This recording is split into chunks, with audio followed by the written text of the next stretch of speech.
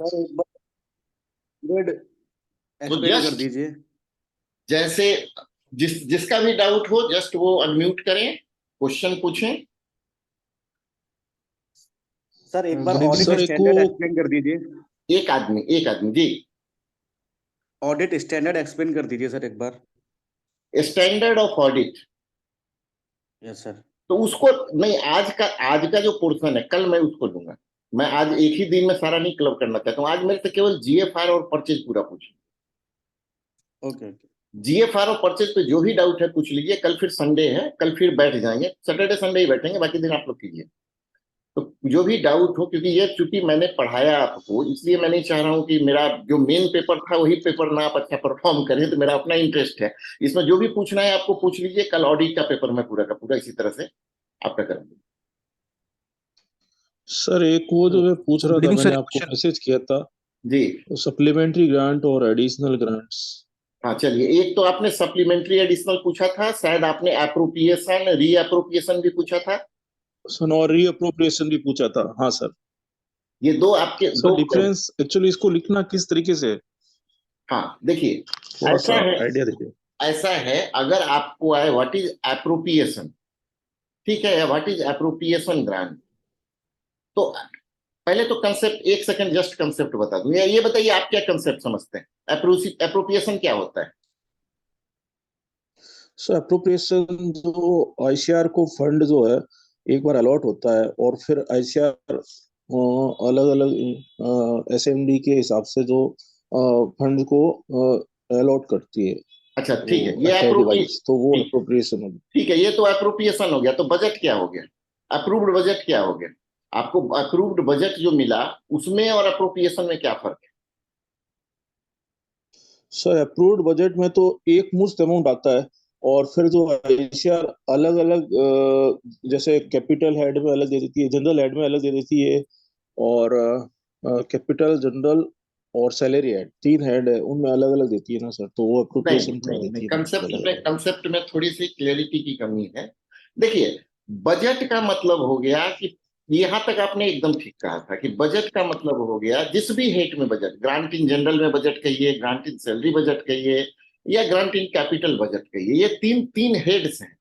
तीनों हेड्स का जो बजट आएगा वो तीनों हेड में अलग अलग आएगा आईसीआर में, कि आपको सैलरी में इतना पैसा दे रहे हैं, जनरल में इतना पैसा दे रहे हैं, कैपिटल में इतना पैसा दे रहे हैं। ठीक है, that is budget, approved budget. ठीक है, अब अप्रूव्ड बजट में अप्रोप्रिएशन का मतलब होता है असाइनमेंट ऑफ फंड। अब आप समझिए, budget is a promise, budget is an agreement. Agree कर रहे हैं जस्ट हम कि हाँ इतना पैसा देंगे। असाइनमेंट का मतलब हो गया है कि हाँ इतना ले लो, अब रेडी है ले लो। दोनों में फर्क है। आप जैसे अपने सन को आपने कहा कि बेटा ऐसा है कि 4 साल तुम जा रहे हो ये कोर्स करने, मैं इतना पैसा दूंगा, दैट इज टोटल बजट, मेरा बजट इतना है। हर साल आप कह रहे हो कि बेटा देखो इतना ही पैसा इस साल मेरे पास आ पाया, मैं इतना ही कंट्रीब्यूट कर पा रहा हूं, इतना लो, बाकी तुम चाहो तो लोन लो, जो भी करो। ये असाइनमेंट है। ये दोनों में फर्क है, दोनों एक हो जरूरी नहीं है। तो इस फर्क को समझिएगा कि appropriation is assignment of fund. ठीक है, और बजट जो है बजट है। अब आप कहते हैं कि फंड जो आईसीआर को आता है तीनों अलग अलग हेड्स में एलोकेट होता है। ग्रांट इन कैपिटल एलोकेट होगा, ग्रांट इन जनरल एलोकेट होगा, and grant in salary allocate होगा। इन तीनों हेड में जो आपने कहा कि आईसीआर के पास पैसा आता है और तीनों हेड में आईसीआर दूसरों के एलोकेट करती है, नहीं। सैलरी में जो पैसा आया है उसको ही सैलरी में दूसरे जगह डिस्ट्रीब्यूट करेगी। जनरल का जो पैसा आएगा उसी को जनरल में इंस्टीट्यूट में भेजेगी। उसी तरह से कैपिटल हो गया। ठीक है, अब जो है, अब ये तो हो गया, मैंने आपको बताया था, एक बताया था ओएच, ऑब्जेक्ट है, प्राइमरी यूनिट ऑफ एप्रोप्रिएशन बताया था। ये तीनों प्राइमरी यूनिट ऑफ एप्रोप्रिएशन है, grant in salary, grant in capital, grant in general. क्यों? प्राइमरी यूनिट ऑफ एप्रोप्रिएशन का मतलब होता है जो गवर्नमेंट में कोडिंग सिस्टम है। कोडिंग सिस्टम का मतलब हो गया कि मेजर हेड, माइनर हेड, सब हेड वगैरह वगैरह, उसका सबसे नीचे का हेड है प्राइमरी यूनिट ऑफ एप्रोप्रिएशन। और जो खर्चे किए जाते हैं गवर्नमेंट अकाउंट से, फाइनली जो पैसा जाता है वो प्राइमरी यूनिट ऑफ एप्रोप्रिएशन से ही जाता है। मतलब कि आप कहिएगा मेजर, गवर्नमेंट का मेजर हेड क्या है? स्कीम। तो स्कीम हेड से तो पेमेंट नहीं होता है ना। जो आप पेमेंट करते हैं वो तो या तो जनरल के हेड से करते हैं या कैपिटल के हेड से करते हैं, इन हेड से करते हैं। तो डिसबर्समेंट जो होता है हमेशा प्राइमरी यूनिट से होता है। तो प्राइमरी यूनिट ऑफ अप्रोप्रिएशन पे पैसा आ गया। अप्रोप्रिएशन मतलब allotment. Primary unit of allotment या प्राइमरी यूनिट ऑफ असाइनमेंट में पैसा आ गया। अब इसको, प्राइमरी यूनिट को और छोटे यूनिट में अपने ऑपरेशन या अपने मॉनिटरिंग के पर्पज से आईसीआर ब्रेक करती है। कैसे ब्रेक करती है? ग्रांट इन जनरल में कहती है कि ये एडमिनिस्ट्रेटिव एक्सपेंस रहेगा, ये मेंटेनेंस रहेगा, ये पीओएल रहेगा, इतना सिक्योरिटी का रहेगा, इतना मैन पावर का रहेगा, वगैरह वगैरह। ये अपने लिए करती है, इसका कोई मिनिस्ट्री ऑफ फाइनेंस के हेड से मतलब नहीं। ये आईसीआर ने ब्रेक किया हुआ है। ये हो सकता है कि ये हेड्स दूसरे डिपार्टमेंट पे लागू ना हो, अपनी मॉनिटरिंग के लिए, जिसकी रिपोर्ट जाती है गवर्निंग बॉडी में, ठीक है, जिसकी रिपोर्ट जाती है आपके गवर्निंग बॉडी में। तो इसके हिसाब से इसको ब्रेक करके वो अलग अलग इंस्टीट्यूट को असाइन करती है फिर से, ठीक है। तो कहने का मतलब है एप्रोप्रिएशन का मतलब हो गया असाइनमेंट ऑफ फंड, कि इतना पैसा आपको दिया, अब उसको और छोटी यूनिट में असाइन कर दिया, वो भी एप्रोप्रिएशन है। रीएप्रोप्रिएशन का मतलब है कि मेरे को भैया पैसा घट रहा है और पैसा चाहिए, होता है कई बार। तो जब रीएप्रोप्रिएशन होता है तो कहा जाता है कि भाई देखिए, जो आदमी आपको पैसा देगा, ये जो आदमी सैंक्शन करेगा, वही आदमी सैंक्शन को रिवाइज कर सकता है। तो जब आईसीआर ने आपको पैसा दिया है तो एक हेड से दूसरे हेड में पैसा भी कौन करेगा? आईसीआर करेगा। और ये पैसा जो एक हेड से दूसरे हेड में करेगा, ये रीअप्रोप्रिएशन हो जाएगा। यानी कि अब देखिए, अब इस बात को समझिएगा, ग्रांट इन जनरल में जो सब ग्रांट हेड्स बना दिए, सब हेड्स बना दिए 5-7, अगर इसके बीच में एडजस्ट करना है तो कौन करेगा? आईसीआर करेगा, क्योंकि आईसीआर को ग्रांट इन जनरल का पैसा आया है। लेकिन यदि grant in general, grant in salary, grant in capital में करना है तो कौन करेगा? जिसने इस हेड में पैसा एलोकेट किया होगा। और ये पैसा जो एलोकेट होता है इस हेड का, ये पार्लियामेंट के पास से होता है, वहीं से असाइन होता है कि इतना इसको ग्रांट इन जनरल में मिलेगा, इतना कैपिटल में मिलेगा, इसको सैलरी में, फाइनेंस के ये, ठीक है। तो ये जो है, एक हेड से, एक प्राइमरी यूनिट ऑफ एप्रोप्रिएशन से या एक सब हेड से दूसरे सब हेड में जो पैसा जाएगा उसको रीएप्रोप्रिएशन कहेंगे। और एप्रोप्रिएशन का मतलब हो गया कि आपको इनिशियली इतना पैसा एलोकेट हो रहा है, तो आप इसको बड़ा सीधा लिखेंगे, appropriation is assignment of fund या allotment of fund under a proper head. आप एग्जाम्पल दे दीजिए, for example grant in salary, grant in capital, grant in general. But in case this fund is noted as some shortfall or this fund is not sufficient, we require additional fund. And for that, we approach to the authority which has assigned the fund. जिसने भी किया है, ICR ने किया तो ICR, parliament ने किया तो parliament. They are looking into our need and saving on hand, कि भाई दूसरे इंस्टीट्यूट से सेविंग आ गई है क्या? फंड इज रीअसाइंड और रीएलोकेटेड, दिस इज कॉल्ड रीअप्रोप्रिएशन। हो गया क्लियर? रीअप्रोप्रिएशन क्लियर है, ठीक सर। ये जो, हाँ सर क्लियर हो गया। हेड जो है और हेड के सब हेड भी आईसीआर ही डिसाइड, सब हेड है जो वो आईसीआर ही डिसाइड करता है सर। हाँ सर मैं ये कह रहा हूँ कि हेड से सब हेड जो है वो आईसीआर के लेवल पे होता है। हाँ वो आईसीआर, वो सारे सब हेड में भी आईसीआर ही डिसाइड करके भेजता है ना। हाँ। वैसे आप लोग इतना ही जानिए, मेरा एक आपके आईसीआर में किसी सीनियर से बात चल रही थी, तो कुछ और भी पावर आईसीआर को ओवर एंड एबव भी मिले हैं, लेकिन वो चूंकि आपको सर्कुलर में नहीं है तो उतना जानने की जरूरत नहीं। आप इतना जानिए कि सब हेड्स जो है, ग्रांट इन जनरल के अंदर के जितने हेड या ग्रांट इन सैलरी के अंदर के जितने हेड है, या फिर कैपिटल में कहें इक्विपमेंट है, वर्क्स है, वगैरह वगैरह, जो वो उसमें नहीं आता है, वो आईसीआर के लेवल पे ही होता है। इसीलिए आपको कई बार होता है ना कि कैपिटल में आप कहते हैं कि भाई वर्क में पैसा मेरा बच रहा है और इक्विपमेंट में बढ़ा दो, तो आईसीआर बढ़ा देता है। लेकिन आप कहेंगे कि सैलरी में घट रहा है तो और मेरे कैपिटल में पैसा बचा हुआ है तो कैपिटल का सैलरी में कर दो, तो नहीं करेगा, क्योंकि वो कर ही नहीं सकता है। वो फिर ओवरऑल सेविंग से देखता है, कोई सरेंडर कर रहा है तो वहां से देखता है, ठीक है। दूसरा आपने पूछा था सप्लीमेंट्री ग्रांट है एडिशनल ग्रांट। ठीक है एडिशनल जी, यस सर।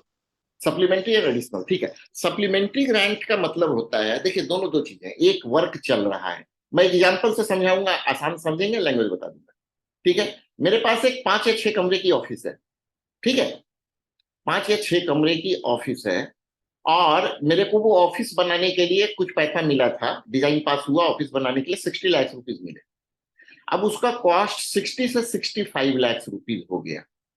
ठीक है, ये 5 लाख रुपीज क्यों हुआ, इस पे डिपेंड करेगा कि ये ग्रांट इसका एडिशनल होगा या सप्लीमेंट्री होगा। यदि वर्क का स्कोप नहीं बदला है, ठीक है, वर्क का स्कोप नहीं बदला है, जितना बना रहे थे उतना ही बना, लेकिन कॉस्ट इंडेक्स बढ़ गया वगैरह वगैरह, मटेरियल कॉस्टली हो गया वगैरह वगैरह, तो वो आपका एडिशनल ग्रांट हो जाएगा। ठीक है, कुछ नया नहीं बन रहा है, या थोड़ा बहुत मॉडिफिकेशन है, उसकी कोई नया एसेट नहीं क्रिएट हो जा रहा है, लेकिन मैं कहूं कि भाई 4 से 5वां कमरा बना रहा हूं और या एक वेटिंग रूम बना दे रहा हूं, कुछ नया एडिशन हो रहा है, तो उसके लिए सप्लीमेंट्री ग्रांट होगा। अब इसको देखिए, ये तो मैंने कंसेप्ट समझाया, ये कहीं भी हो सकता है, एक स्कीम के लिए भी सप्लीमेंट्री ग्रांट हो सकता है और एडिशनल ग्रांट हो सकता है। स्कीम में कोई नई एक्टिविटी नहीं चालू की गई है, उस स्कीम की ही किसी सब कंपोनेंट या एक्टिविटी में एस्टिमेट से ज्यादा पैसा लग जा रहा है, तो उसका एडिशनल ग्रांट हो जाएगा। उसी स्कीम में कुछ टेलर ऑन जोड़ दिया गया कि इसके साथ साथ ये काम भी कराया जाएगा, रिसर्च में एक कंपोनेंट और जोड़ दिया गया कि रिसर्च तो हुआ, इसका डॉक्यूमेंटेशन भी होगा, तो फिर उसके लिए सप्लीमेंट्री ग्रांट हो जाएगा। सो additional grant is required for the purpose of additional requirement in the project or in the item, जो कि एडिशनल रिक्वायरमेंट आप दे सकते हैं एग्जांपल से, कि कोई ये चल रहा है जिसके लिए हमने फंड का डिमांड किया था, अब वो पैसा घट रहा है, और पैसा जो घट रहा है ये किसी नई एक्टिविटी को चालू करने के कारण नहीं घट रहा है, एग्जिस्टिंग एक्टिविटी में ही पैसा घट रहा है। तो यहां जिस पैसे की जरूरत है वो एडिशनल ग्रांट है, लेकिन कोई एडिशनल एक्टिविटी अगर चालू हो रही है तो वो सप्लीमेंट्री ग्रांट होगा। और ये टर्म समझ लीजिएगा, एडिशनल एक्टिविटी को 2 टर्म से कहते हैं, न्यू सर्विस और न्यू इंस्ट्रूमेंट ऑफ सर्विस। ये 2 क्या है, ये कंसेप्ट भी समझ लीजिए। न्यू सर्विस का मतलब होता है कि कंप्लीटली न्यू, न्यू सर्विस का मतलब होता है कंप्लीमेंटली न्यू। 4 कमरे थे, मैंने 6 कमरे कर दिए, कंप्लीटली न्यू है, उन 4 से रिलेशन नहीं है। ठीक है, और दूसरा है न्यू इंस्ट्रूमेंट ऑफ सर्विस, 4 ही कमरे हैं लेकिन चारों कमरों का हमने यूटिलिटी ही बदल दिया है, कोई मेजर खर्चा इंक्रीज कर दिया है, 60 का खर्चा हमने 90 कर दिया है, कोई नया एसेट तो बढ़ा नहीं रहे हैं, उसी में बहुत ज्यादा वैल्यू एडिशन कर रहे हैं, तो उसको कहते हैं न्यू इंस्ट्रूमेंट ऑफ सर्विस। ठीक है, क्लियर है? क्लियर है? कोई डाउट है तो पूछिए। इसको लिखने, हाँ नहीं सर, डाउट नहीं, समझ में आ गया सर, लेकिन इसको लिखना किस हिसाब से सर, थोड़ा सा वो बता लिखना दीजिए। कैसे है, वही मैं कह रहा हूं, लिखना ये आपको ऐसे है कि if in a running activity, ठीक है, एक्टिविटी कुछ भी हो सकती है, if in a running activity like some scheme, like some sub scheme, or like some project, if the required for fund is not sufficient, additional fund is asked. This additional fund asked is maybe because of 2 reasons. पहला reason हो गया without changing the scope of the scheme. In this case, the additional fund required will be additional grant. ठीक है? If there will be change in scope of the scheme or item, then this will be supplementary grant. ठीक है, अब इसके बाद 2-4 line add कर लीजिएगा। ठीक है, ठीक है सर, थैंक यू सर। और कुछ? सर एक क्वेश्चन मेरा है। हाँ हाँ पूछिए। कौन? अवनीश जी, जी नाम सर। बताते जाइए क्योंकि हाँ सर अविनाश। अविनाश, हाँ जी सर। सर जैसे कि सपोज कोई हमने काम अविनाश जी, अगर आप CPWD को, ऑन कर सकते हैं तो वीडियो ऑन कर दीजिए। सर मेरे लैपटॉप का कैमरा खराब है, इस ओके, वजह से मैं ऑन नहीं कर दैट्स पा रहा फाइन, हूँ। दैट्स फाइन, बताइए। जी सर, जैसे कि मैंने अगर किसी CPWD को कोई काम हमने दिया है, और वो उस काम में कोई जैसे एक एस्टिमेटेड वैल्यू उन्होंने CPWD ने हमको ऑलरेडी दे दी है कि इसमें इतना इतना खर्च आएगा, 100 लाख का खर्च आएगा, और उसी काम को कराने के टाइम पे कुछ उस चीज में अगर कुछ और खर्चा बढ़ जाता है तो ये फिर एडिशनल इसके लिए सैंक्शन की अब ये जरूरत होगी, और आप, क्या हाँ ये चलिए, potential- बहुत बढ़िया प्रैक्टिकल एग्जाम्पल अविनाश जी पूछ रहे हैं कि खर्चा बढ़ जाता है। अब मेरे को आप केवल इस बात का जवाब दे दीजिए कि खर्चा क्यों बढ़ रहा है। सर मेरा क्वेश्चन बेसिकली यही है कि खर्चा इस वजह से वो बढ़ रहा है कि उन्होंने जो प्लान एक बनाया था वो एक एस्टिमेटेड कॉस्ट थी। मतलब वो एक चाहे उसमें वर्क जो आइटम वो यूज कर रहे हैं या वो सामान जो यूज कर रहे हो, जो लेबर यूज कर रहे हो उसका वेजेस बढ़ गया हो, या फिर वो जो भी मोरंग बालू या कोई भी यूज कर आप रहे हो मेरे को उसका ये कॉस्ट बढ़ बताइए, गया हो। लेबर कॉस्ट बढ़ा और बालू का कॉस्ट बढ़ा, तो इससे क्या प्लान का स्कोप चेंज हुआ? नहीं, प्लान का कोई स्कोप चेंज नहीं हो, प्लान अब तो बताइए, वही आप जो खुद है। बताइए कि एडिशनल ग्रांट होगा कि सप्लीमेंट्री ये होगा? ये तो है तो एडिशनल सर ग्रांट सर, ये एडिशनल हो गया सर, हो गया, बस एडिशनल हो गया। बस जी। बस जी। आंसर आप दे सर रहे हैं। ये जी जी सर, यही एक अब सेम अब एडिशनल हो गया सर ये। सपोज हम जो कॉन्ट्रेक्चुअल स्टाफ अपने आप पे लगाते हैं ऑफिस में, तो हाँ जब हमने एक कॉन्ट्रैक्ट जब उनसे किया है किसी भी पार्टी से, सपोज 2-4 महीने बाद में, 6 महीने बाद में लेबर लॉ के हिसाब से जो उसके जो डेली वेजेस हैं उसको रिवाइज कर दिया जाता है।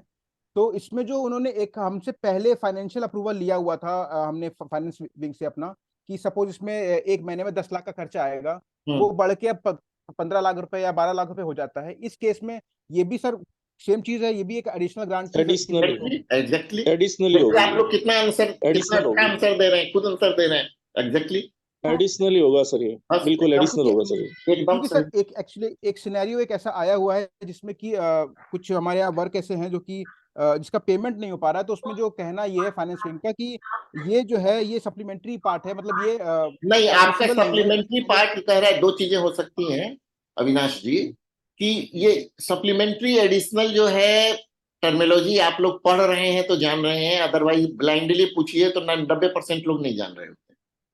या तो हाँ सामने हाँ वाले ठीक का है। इग्नोरेंस हो सकता है कि वो दोनों का फर्क ही नहीं समझ रहा है, बोला है सप्लीमेंट्री ग्रांट होगा, बेसिकली एडिशनल होगा। First thing. The second thing, कहीं ऐसा तो नहीं है कि आपने लेबर ओवर बढ़ दी, चेंज कर दिया है नंबर? अगर नहीं चेंज सर कर जो दिया तो इसको बदला ना, हाँ बिल्कुल सर। तब तक बहुत सीधी सी चीज है। चेंज कर दिया नहीं तो इसको बदला। नहीं, लेबर लेबर सर उतना ही है जितना पहले था, जितना सैंक्शन हुआ था उतना ही लेबर है। केवल वेज बदला है। केवल वेज बदल गया है, और उसकी वो वजह से जो एडिशनल डिफरेंस हो रहा ग्रांट है। होगा, हाँ वो एडिशनल ग्रांट होगा, सप्लीमेंट्री नहीं होगा। तो क्या इसमें फाइनेंशियल वेटिंग में क्या फाइनेंस विंग को ये अप्रूव अपने एंड से कर देना चाहिए इसमें, क्योंकि वो बगैर देखिए, अब मतलब ये कुछ ये अड़चन आ रही एक है। सवाल है, ये एक सवाल है, ऑफिस टू ऑफिस वेरी करता है। आपके आईसीआर में जहां तक मुझे ध्यान है कि यदि ये सिक्योरिटी का मामला है तो अगर लिमिट एग्जॉस्ट हो गया है डायरेक्टर का, तो भाई आपको भेजना पड़ेगा आईसीआर फिर से। या पहले भी अगर आईसीआर से आपने ले लिया है और अमाउंट में चेंज हो रहा है, बढ़ रहा है, तो फिर से लेना पड़ेगा। एक बार ले लिया है फिर नहीं होगा। अगर वेजेज है तो मेरे ख्याल से कॉन्ट्रेक्चुअल वेज का तो हमारा प्रपोजल आईसीआर जाता नहीं है, तो वो नहीं आप जाते क्या हैं। इंटरनल फाइनेंस कर सकता है। जी। अच्छा सर, एक चीज और भी ये थी कि सपोज अगर कोई कॉन्ट्रैक्ट टर्मिनेट हो जाता है, एब्रप्टली टर्मिनेट हो जाता है किन्हीं किन्हीं वजहों से, तो वो जो टाइम बीइंग का जो पीरियड है 2 से 3 महीने का, जब हम नया कॉन्ट्रैक्ट करेंगे, तो एसेंशियल सर्विसेज उस टाइम बीइंग के लिए हम कैसे उसको वो हमको मैनेज नहीं, करेंगे। देखिए देखिए, ये सवाल बड़ा सीधा है। एक तो देखिए, प्रैक्टिकल प्रॉब्लम्स नहीं पूछिए, यहाँ का प्रॉब्लम्स पूछिए तो बेटर होगा। पहली चीज। दूसरी चीज, मैं जवाब इसका दे दे रहा हूँ। भाई कॉन्ट्रैक्ट खत्म होना था, आपको ऑल ऑफ अ सडन पता लगा है? वो टर्मिनेट किया गया है कि कुछ अच्छा, रीजंस आपने की वजह उसको से। टर्मिनेट, ऑल ऑफ अ जी, सडन वो कॉन्ट्रैक्ट टर्मिनेट कर दिया ऑल है। Of a sudden.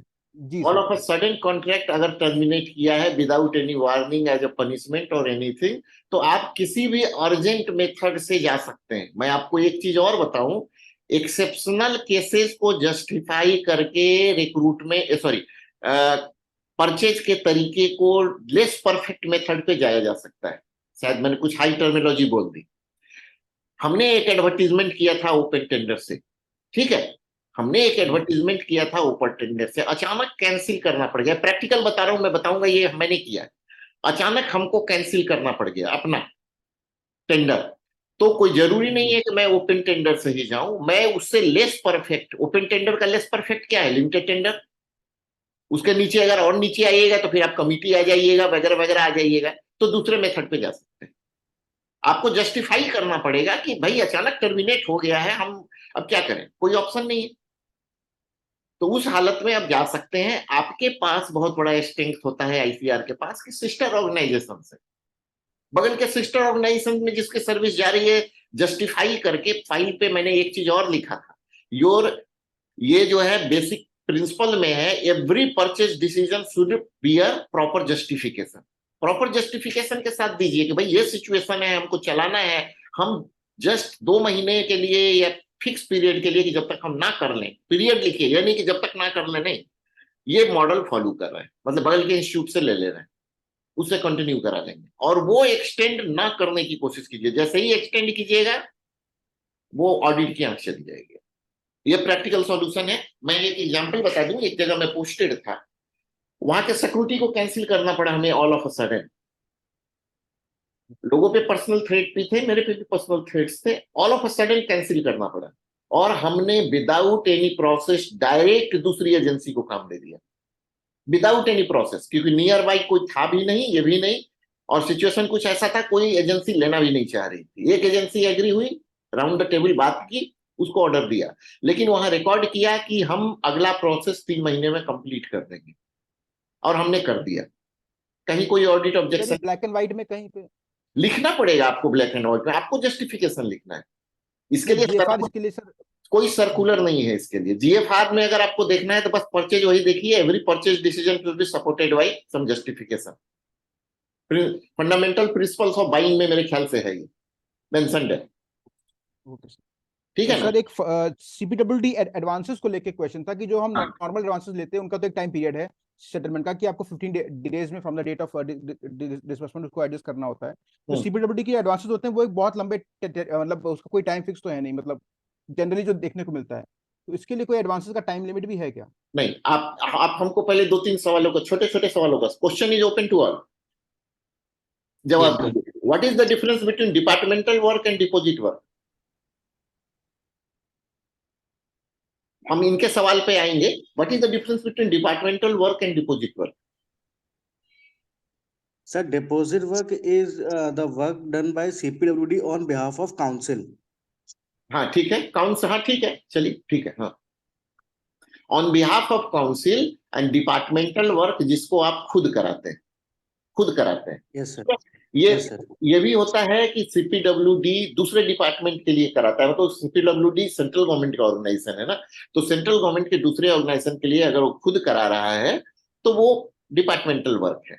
Deposit work में आपको एडवांस जमा करना पड़ता है आईसीआर के पास, लेकिन जो एडवांस हम देते हैं कई इंस्टॉलमेंट्स में देते हैं आईसीआर को, एक बार में 1/3 दे देना हो, और यदि नॉर्म नहीं चेंज हुआ है तो बाद में जस्ट रिम्बर्समेंट होता है कि नहीं होता है? Yes, sir. तो जब रिम्बर्समेंट होता है तो आप मेरे को एक चीज बताइए कि फिर सेटलमेंट का सवाल कहाँ आता है? वो 33% उसके पास रहेगा, बाकी तो रिम्बर्स कर रहे हैं। 33% उसके पास तब तक रहेगा जब तक काम नहीं खत्म हो रहा है। वो एक एग्रीमेंट है, वो लास्ट में ही सेटलमेंट होता है, वो बस लास्ट में ही सेटलमेंट होता वो है सर। लास्ट में सेटलमेंट होता है, तो उस पर 15 दिन का कोई क्लॉज नहीं है। वो लास्ट में सेटलमेंट कब होगा? लास्ट में सेटलमेंट होगा जब वो पूरी बिल्डिंग बना लेगा, वो फाइनल पेमेंट कर लेगा, और जब वो आपको बिल्डिंग हैंड ओवर करेगा उस समय उसका हिसाब देगा। हैंडिंग ओवर कर देगा सर। हाँ सर, एग्जैक्टली, हैंडिंग ओवर करने के बाद ही होगा सर। एग्जैक्टली। सो वहां पे ये कोई 15 दिन का कोई नॉर्म नहीं है, ठीक है। Thank you sir. जी sir, thank you so much. ये देयर वाज एन एग्रीमेंट, जब मैं था उसी समय दोनों डीजी के बीच में एग्रीमेंट हुआ था, डीजी या डीजी सीपीडब्ल्यूडी के बीच में ये एग्रीमेंट हुआ था। हाँ, और कुछ?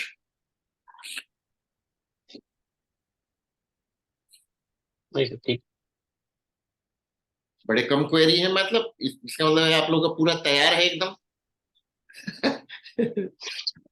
प्रिज्यूम यही किया जाए। चलिए छोटा छोटा 2-4 मैं ही पूछ लेता हूँ। कैपिटल फंड, रेवेन्यू फंड, जो मेरे को इंपॉर्टेंट लग रहा है मैं पूछता हूँ। चलिए, capital fund and revenue fund, what is capital fund, what is revenue fund?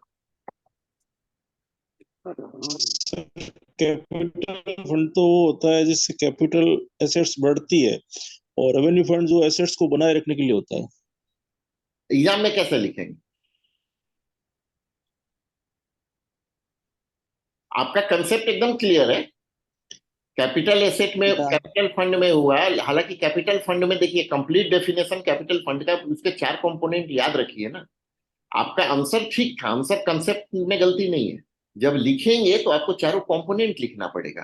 Capital fund is a sizeable fund, ठीक है। एक अमाउंट हो लार्जर साइज का, हर फंड को कैपिटल फंड नहीं कह देंगे। 500 का इक्विपमेंट कैपिटल इक्विपमेंट नहीं कहला जाएगा। It is a sizeable expenditure of non recurring nature for acquisition of asset, ठीक है। Tangible assets. हाँ, टेंजेबल एसेट्स। तो ये 4 कंपोनेंट्स हैं, एसेट, टेंजेबल, नॉन रिकरिंग और sizeable. Revenue expenditure and this expenditure accumulates till the asset is put into use। अगर आपने एक बिल्डिंग बना ली है तो जब तक वो बिल्डिंग आपने इस्तेमाल में लाना नहीं शुरू कर दिया, जितने खर्चे होंगे इवन उसके मेंटेनेंस पे, वो भी कैपिटल है, ठीक है। रेवेन्यू एक्सपेंडिचर ये समझिएगा, वो भी कैपिटल है। एक इक्विपमेंट ला के रख दिया है, आपने इस्तेमाल नहीं चालू किया है, लेकिन भाई मेंटेनेंस उस पर लग रहा है, उसको एक गाड़ी लाई आपने, ड्राइवर लग रहा है, आप उसको यूज में नहीं ला रहे हैं, साफ सफाई करा रहा है, क्लीनर लग रहा है, सब वही, वो रेवेन्यू नहीं चालू हुआ। The day it comes into use, the cost, operating cost, the maintenance cost, the cost related with other upkeep of this, the establishment cost related with this, establishment मतलब कोई स्टाफ अगर इस पे डिप्यूटेड है, all this is called revenue cost. तो revenue cost capital acquisition के बाद चल, ठीक है। और कोई क्वेश्चन याद नहीं आ रहा आप लोगों को? चलिए fine then, all the best. कल सर हाँ क्वेश्चन तो है लेकिन टॉपिक सर दूसरा है। एक है ना सर, ये जो है ना, ये वॉलेंटरी रिटायरमेंट और प्री मैच्योर रिटायरमेंट, इन दोनों में भी डिफरेंस है कुछ? हाँ डिफरेंस है सर वो बताइए सर। अब मैं बता दूंगा, लेकिन फिर से लॉग इन करना पड़ेगा, टाइम खत्म हो रहा है, ठीक है। तो अगर इंटरेस्टेड है तो, हालांकि मैं भी बिजी हूँ, चलिए एक सेशन और कर लेते हैं, लास्ट ही होगा। क्वेश्चन आप लोग सोच लीजिए, 10 मिनट में मैं भेज रहा हूँ, ठीक है सर। क्वेश्चन आप लोग सोचिए, क्योंकि मैं कोई मटेरियल मैंने कुछ नहीं तैयार किया। अगर मैं तैयार रहता हूँ तो 2 घंटे भी बोल दूंगा, मैं तैयार नहीं। आप लोग क्वेश्चन सोचिए, मैं दे रहा हूँ 10 मिनट में लिख, ओके।